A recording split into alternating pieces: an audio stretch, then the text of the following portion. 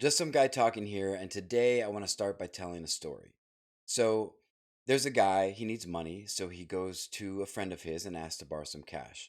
And the friend says, "Sure, I keep my spare cash under a loose floorboard in the corner of the living room. So if you go over there, lift up that floorboard, whatever's there, feel free to borrow." So the guy goes over, lifts up the floorboard, and there's $1,000 there. So he takes it. A couple months later, he comes back and needs money again. He asks his friend if he can borrow some more cash, and the friend says, "Sure, go to the floorboard. Whatever is under there, you're free to borrow." So the guy goes over, lifts up the floorboard, and there's no cash there.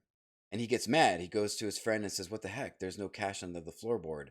And the friend turns to him and says, "Well, did you return the money that you borrowed the last time?"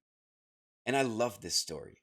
I don't remember when I heard it or who told it to me or how long I've known it, but the reason why I love it is because it's such a simple and elegant way to illustrate what often happens in our relationships. And there's a couple different ways to look at the story, a couple different sets of morals of the story, if you would. And I want to start by examining the story from the perspective of the lender, so the friend. Now, you might be tempted to think that the lender was kind of cold at the end, right? That he kind of pulled one over on his buddy who was in need.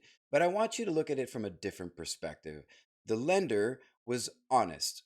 He was honest the first time, he was honest the second time, and he was very, very honest and straightforward the third time. And none of those times was he malicious or did he, try to stick it to his friend. He was just honest. The first time he said that whatever money, I keep my spare money in this particular place, whatever's there, you're free to borrow. The second time he said the same thing, still true. I keep my spare money in this particular place, whatever's there, feel free to borrow. There was nothing there. So he wasn't lying. That's where he keeps his spare money. At this particular moment in time, he didn't have any spare money. And the reason, at least as the story implies, that there was no spare money there at that time was because his friend that he had lent the money to in the first place had never returned the money that he borrowed.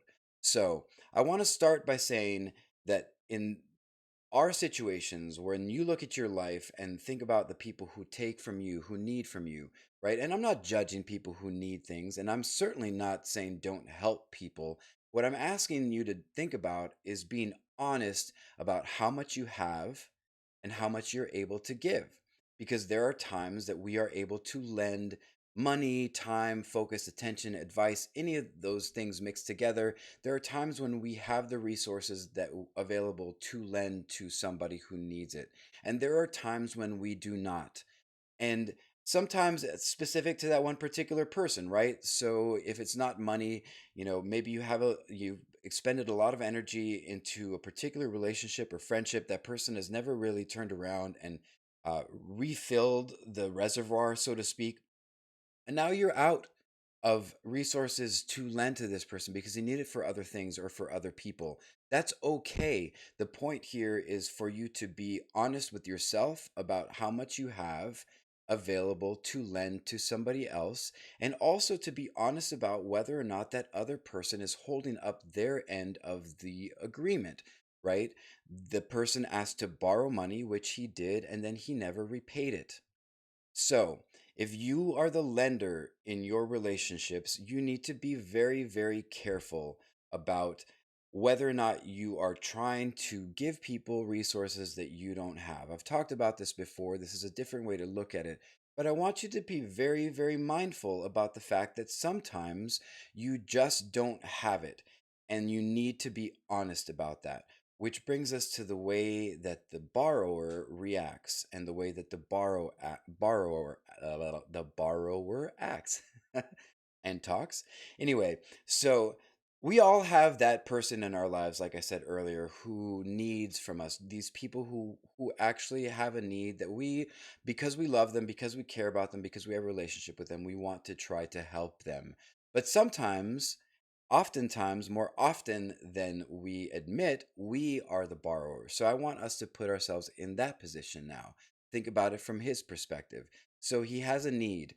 No judgment. We have those needs sometimes. Sometimes we're broke. Sometimes we're broken.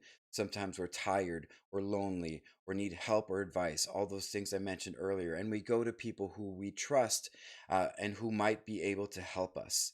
And he goes to a friend. That friend very generously offers him whatever he has available. And I'm not sure in the story that it's clear whether or not he needed that whole $1,000, but he takes all of it. So you take all of that. So again, think about it from your perspective, the perspective of your relationships, your friendships. Do you have people that you go to, and when they offer um, help, you take all of it, right? Whether or not you need all of it, whether or not you need all of their time, whether or not you need all of their extra emotional resources or all of their extra energy, you take all of it because you need it. Or maybe you don't need all of it, but it just feels good to have it, right? Now, one of the issues that we have is that we are not mindful about what that costs the other person. We don't know how long it took that friend to save up that $1,000. We just know that we needed it and we took it. And we don't know how that person is recharging it, but we need to be mindful of the fact that we just took something from them, that that was a cost, that there was something that is now missing from that person's life because we needed it. Whether or not they gave it to us willingly or lovingly or generously, it doesn't matter. We need to be mindful and respectful of the fact that when we interact with people, when we're in need, that is a price that has a price for them. And so we have to be deliberate about paying it back. Now, when it comes to money, sometimes you just can't, right? But you need to be honest about the fact that you still owe the money and at least try to do other things, or if nothing else, express gratitude for the gift of generosity that they've given you. And I'm not saying that you need to be beholden to people. You need to acknowledge the fact that in this particular transaction, this deal, so to speak, you are the person who owes the other person. And it is very, very, very okay for that person the next time to tell you, I don't have anything this time. Again, it was the extra cash that they had. I just dropped my phone. It was the extra cash that they had that that person borrowed. So if there's nothing extra, there's nothing for them to give you. And if they're being honest with you, not mean, but honest, then you need to respect that. But in my experience, we typically act the way that the borrower acts in this story. We get angry, we get frustrated, we get upset that the person isn't doing what they did with us the last time and just giving us, whatever it is that we need, regardless of whether or not they actually have it to give, and regardless, especially, of whether or not we ever paid back what we took from them in the first place. Okay, I want you to think about that. I think about that story a lot in my interactions. So I hope it resonates with you, and I'm sure that I'll come back to it because there's so many different ways that this story can go. I will tell it again in the future and expand on it, I'm sure. But today, I'm just some guy talking, and I will talk to you next time.